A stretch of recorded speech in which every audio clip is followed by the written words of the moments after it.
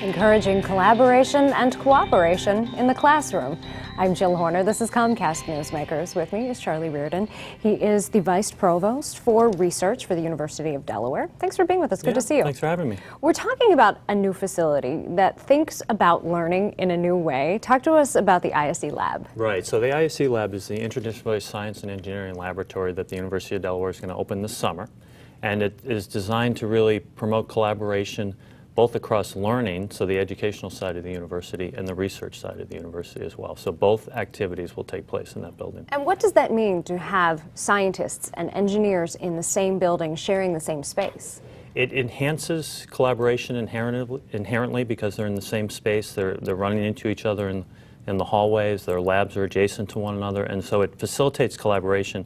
And why that's so important is because today's most daunting challenges that we face as society are only going to be solved by teams of collaborators coming from different disciplines that involve science, engineering, policymakers, social scientists, etc. And you say the design of this building encourages this type of cooperation as well. Right, it does. So it's very open design on the learning side of the building. So the building is roughly in two halves.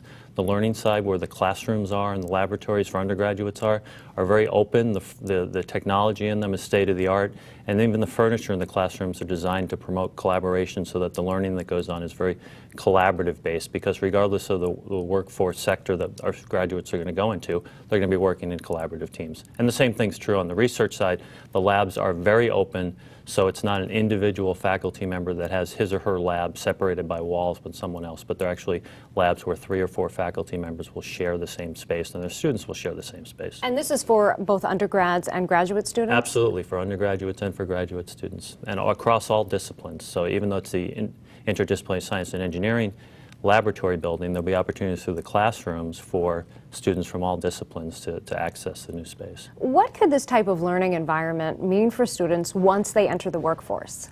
Well, I think it's going to position them to enter the workforce better prepared for the skills that we need in the 21st century. I think one of the challenges that we have generally now with high unemployment is in part because we have needs in the workforce from the private sector that aren't matched by the preparation of our students. So the university is very focused on education. Obviously, and this building is really focused on STEM education, and so our goal is to ensure that the students that come out with those degrees are well prepared to jump into the workforce.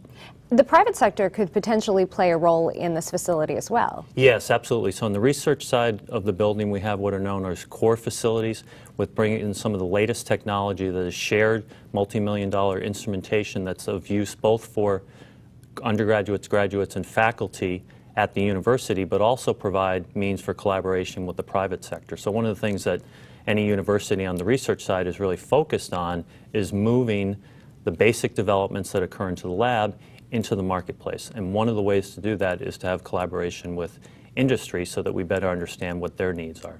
So we've talked about the idea of synergy in this building, but could this potentially work to attract faculty or work to attract even businesses to this area because of a trained workforce? Oh, I think it's critically important in that respect, and we've needed this type of space for some time, and so both in terms of retaining faculty, recruiting faculty, and that's the core to recruiting the best students here, is to have the best faculty here. So this space is really very attractive. We've already had a number of new faculty have decided to come here because of the development of the ICE Lab.